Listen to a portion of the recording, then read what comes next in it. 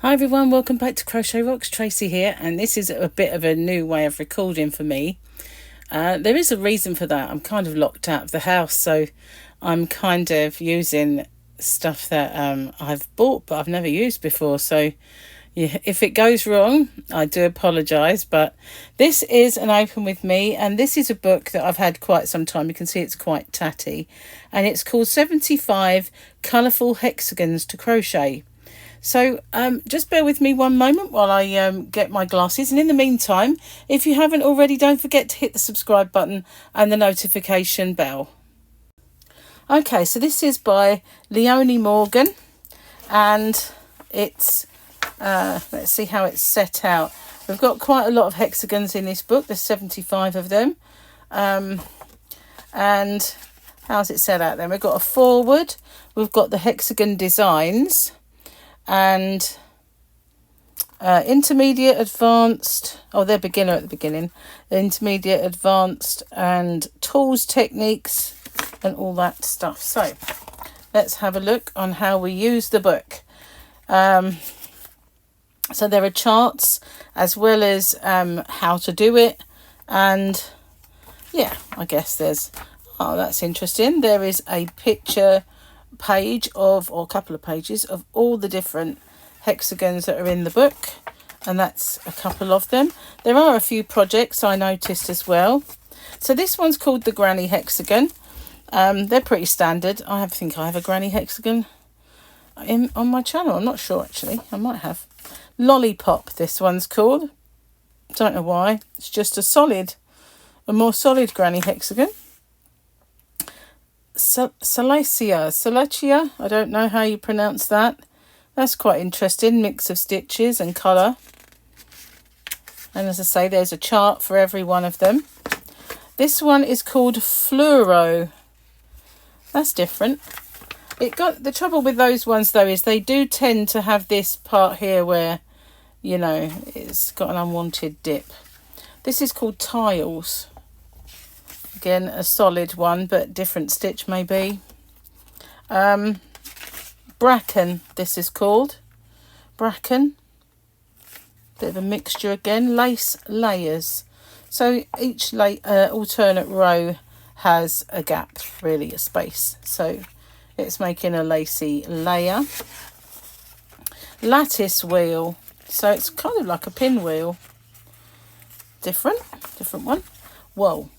Mirror, so it's kind of two but sewn together, I guess, like you're making half a hexagon, which isn't a bad idea, because if you're making a hexagon blanket and you don't want all those strange shaped ends, then half hexagon tutorial isn't too bad at all.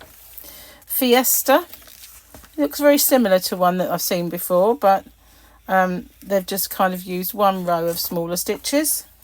Marrakesh, I'm not really, you can see that they're not used the invisible signing off method at all, have they? It's kind of a bit wonky looking, that one.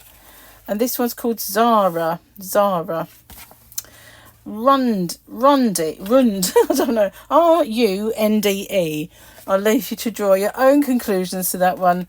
That's this one here, Rund. And Alisund, I don't know if that's how you pronounce that. Oh my goodness. Spring Stripes, I quite like a normal name for once, and Springtime. Although those other hexagons are nice, I just can't say them. This one's called Windmill. It looks like the sails of a windmill. And this one is Wheel. And we've got Spectrum, so again just a solid one that looks like UK double crochets or singles in the US. Pastel bands, not really keen on that, but each to their own. That one's called Europa. And Redshift, a lot of them very similar, I found. Lace Flower looks quite nice though. And Radar, I guess it does look like the radar. This one's a baby blanket made with I don't know if it's, what doesn't tell you.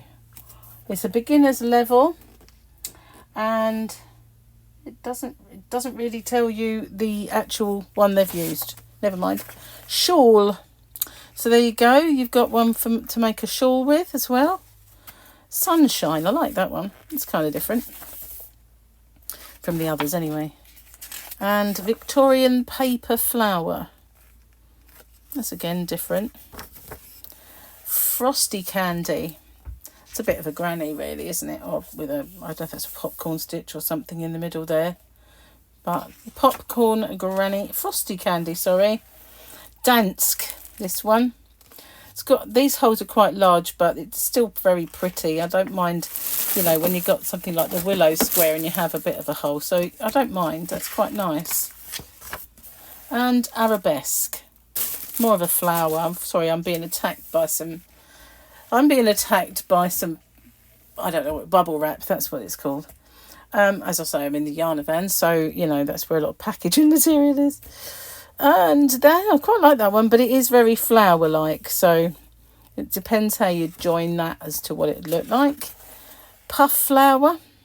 So the puffs are not in the middle, they're around the next layer. This is called folk flower.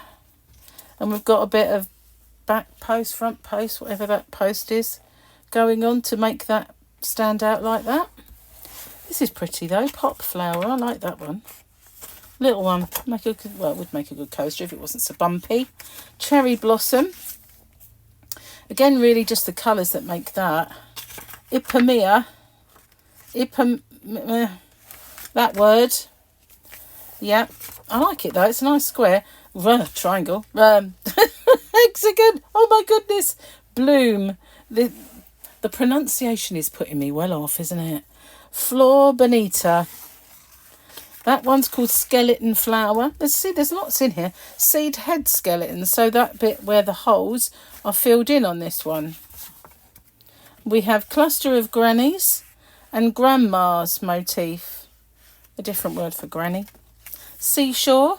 Got a little starfish in the middle. And starfish. Funnily enough. And this is called tessellate. So it's basically going to look like a 3D. Diamond flower on the other side. Popcorn corners. Bit kind of scruffy looking, I think, making it with the popcorn corners. Cluster corners, again, gives it this kind of scruffy look. Bold hexagon. And then we've got a bubble hexagon. So if you like your solid ones, that's for you. But I don't know if I don't really like them. So this is called Mix and Match Blanket. Okay, so you've got this one and possibly, well, whichever one that is. I can't remember the names. So this is citrus cushions, so that's made with one of them yet again, and you can make it, quite like that. Oh, Hanoctober, that word. Hanoctober. Yeah, they just tried to challenge me. They do like to catch me out, don't they, with these? It's a different one, isn't it? I'm not sure I like that stitch, but never mind. What is it? Bullion stitch. Yeah, I'm not really keen on the bullion stitch. It's all right if you can get it really neat, but I can't. Chocolate strawberries. And, oh, hang on, missed one. Auricular. That word. Auricular, that's quite a pretty one. As is frilly flower. Frilly flower's not too bad. Starlight. The colours make that for me because I love blues. But, you know, this one is called Checkers. And on the other page, Ridges. At least I've got simple names I can pronounce, you know. Irish Rose. And Interlocking. That's different. I like that. I like the way that goes up, like a little Jacob's ladder. Candy Swirl Flower. Incidentally, I've got a little tutorial coming up in the next day or so, which will show you a very easy Jacob's ladder. So watch out for that.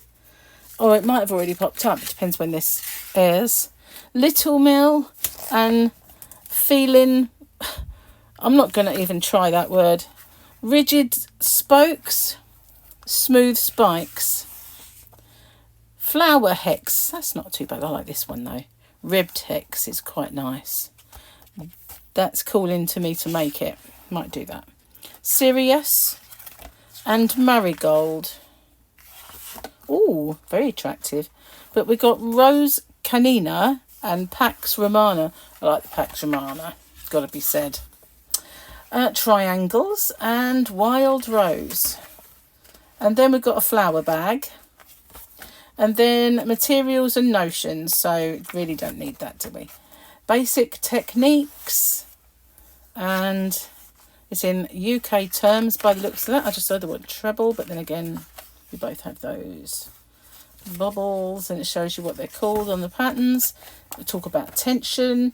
We talk about symbols, arrangement of symbols, abbreviations, calculating yarn amounts, which is, I saw something about that the other day, it was very confusing.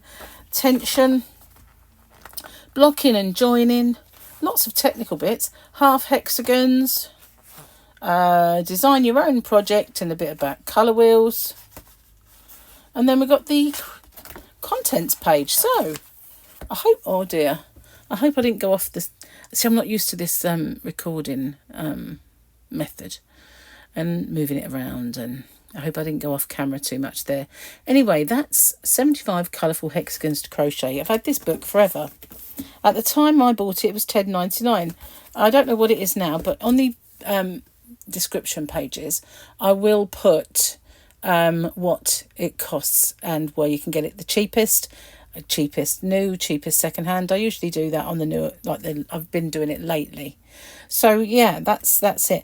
On my next one, I'll be filming it in my normal way. So if I have gone slightly off with my moving it around, I do apologise, but it'll be back to normal on the next one. So thanks for joining me, and as I said before, if you haven't already, don't forget to hit the subscribe button and the notification bell.